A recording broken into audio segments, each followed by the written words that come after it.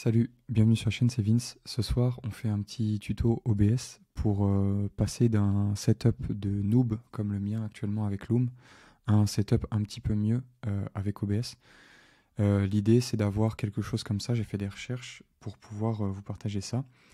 Donc, en gros, avec des raccourcis clavier, on peut passer de que mon écran.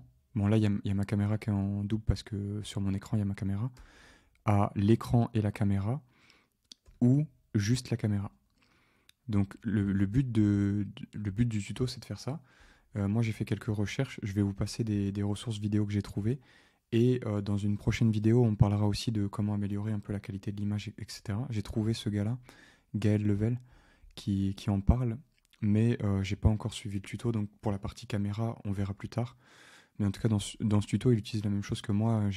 C'est une webcam, une Logitech C920. Bref, pour le tutoriel, l'idée et ce qu'on a envie d'avoir, je vais désactiver la caméra pour que ce soit pas désagréable. Hop, je vais couper tout ça.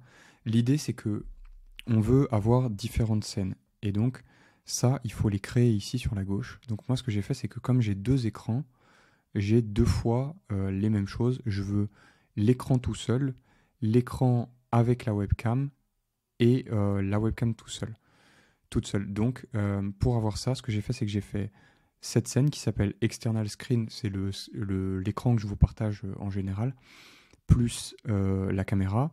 J'ai fait la caméra tout seul et l'écran tout seul. Et donc là, on voit qu'au niveau des sources qui ont été ajoutées, donc les sources, vous les ajoutez avec le petit plus ici, hop, on voit qu'au niveau des sources qui sont ajoutées, il y a ce qui correspond.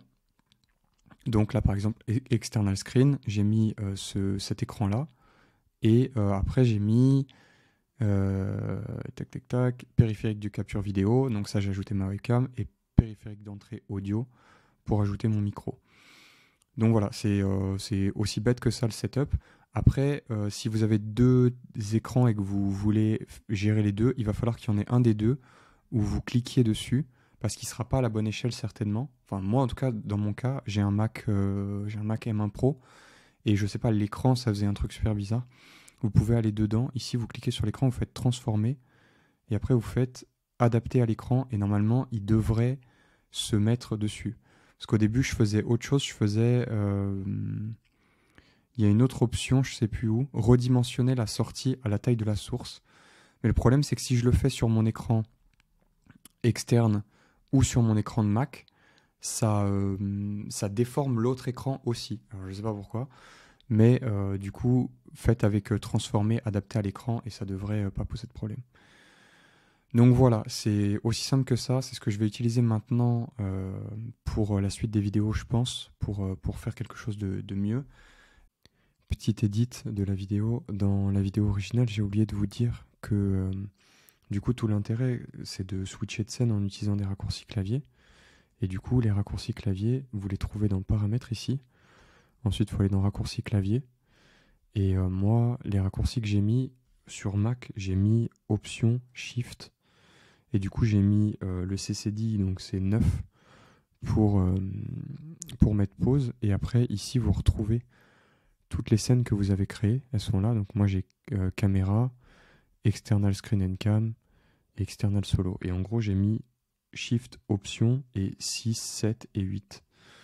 Donc voilà, du coup, vous, ça vous permettra de switcher entre vos différentes scènes si vous avez besoin. Donc là, 7, là la caméra disparaît, et là c'est que la caméra qu'il faut que je remette à la bonne taille apparemment.